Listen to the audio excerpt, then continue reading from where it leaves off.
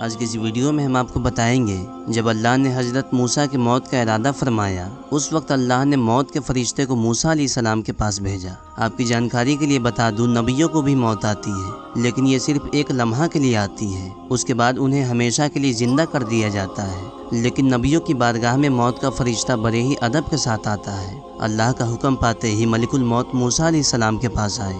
آنے کے بعد کہتے ہیں، اے موسیٰ علیہ السلام، میں آپ کو لینے کے لیے آیا ہوں، چلیے آپ کا وقت پورا ہو چکا ہے۔ یہ سن کر موسیٰ علیہ السلام فرماتے ہیں، بتاؤ کہاں چلنا ہے؟ تو ملک الموت کہتے ہیں، میں موت کا فرشتہ ہوں، میں آپ کو لینے کے لیے آیا ہوں۔ یہ سننے کے بعد موسیٰ علیہ السلام فرماتے ہیں، اچھا تم مجھے مارنے کے لیے آئے ہو، یعنی تم مجھے موت دینے کے لیے آئے ہو؟ اتنا سنتے ہی موت کا فرشتہ کہنے لگا، ہاں میں آپ کی روح نکالنے کے لیے آیا ہوں، اس دنیا سے آپ کو لینے کے لیے آیا ہوں۔ جیسے ہی اتنا سنا موسیٰ علیہ السلام ناراض ہو گئے۔ آپ نے ملک الموت کو زور سے تھپڑ مارا۔ وہ تھپڑ اتنا زور کا تھا کہ سیدھا ملک الموت کے چہرے پر جا کے لگا، جس کی وجہ سے ملک الموت کی ایک آنکھ باہر نکل گئی۔ موسیٰ علیہ السلام فرماتے ہیں، تم میں اتنی ہمت ہو گئی کہ تم میری روح نکالو گے؟ موت کا فرشتہ اپنی ایک آنکھ کو لے کر اللہ کی بارگاہ میں پہنچا، کہنے لگا، یا اللہ، تو نے ایسے آدمی کی روح قبض کرنے کے لیے بھیجا ہے جو مرنا ہی نہیں چاہتا ہے۔ اس نے اتنا زور سے تھپڑ مارا جس کی وجہ سے میری ایک آنکھ باہر نکل گئی۔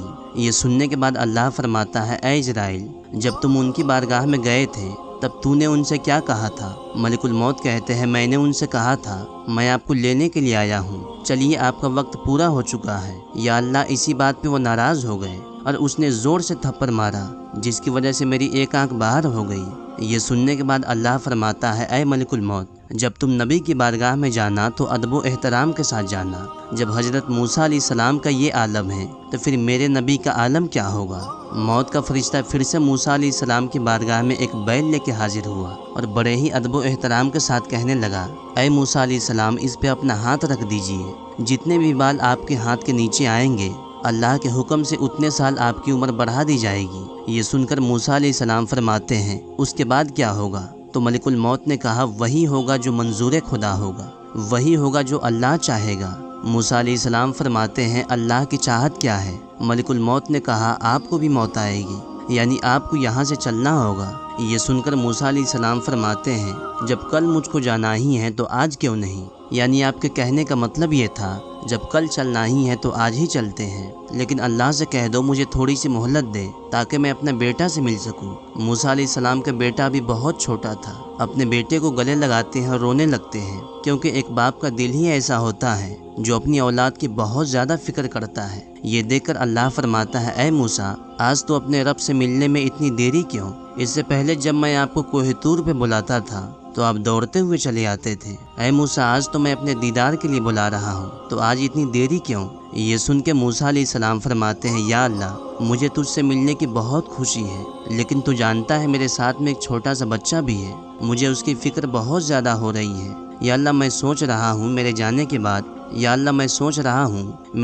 کے بعد میرے چھوٹے سے بچے کا کیا ہوگا؟ اللہ فرماتا ہے، اے موسیٰ، جو سامنے دریا دکھ رہا ہے اس پہ اپنا عصا مار۔ حضرت موسیٰ نے دریا کے اوپر اپنا عصا مارا، عصا مارتے ہی دریا پھٹ گیا، اور جیسے ہی دریا پھٹا، دریا کے اندر ایک چھوٹا سا پتھر تھا۔ اللہ فرماتا ہے، اے موسیٰ، اس پتھر پہ بھی اپنا عصا مار۔ موسیٰ نے اس پتھر پہ بھی اپنا عصا مارا، عصا مارتے ہی اس پتھر کے دو ٹکڑے ہو گئے۔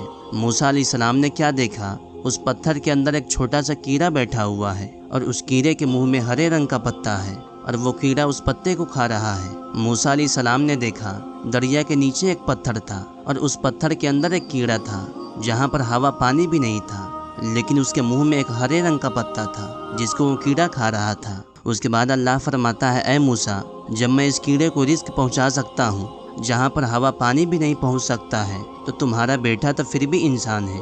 جب میں پتھر کے اندر کیڑے کو نہیں بھول سکتا تو تمہارے بیٹے کو کیسے بھول سکتا ہوں؟ جب مخلوق کو میں نے پیدا کیا ہے تو مخلوق کے رزق کی ذمہ داری بھی ہماری ہے۔ تو دوستو، آج کی یہ ویڈیو یہیں تک۔ امید کرتا ہوں اس ویڈیو میں آپ نے بہت کچھ سیکھا ہوگا۔ اگر ویڈیو اچھی لگی ہو تو دل سے اس ویڈیو کو ایک لائک کر دیں اور چینل کو سبسکرائب کر دیں۔ ملتے ہیں پھر ایک نئی ویڈیو کے ساتھ، دعاؤں میں یاد رکھیں۔ اللہ حافظ، اللہ حافظ، اللہ حافظ۔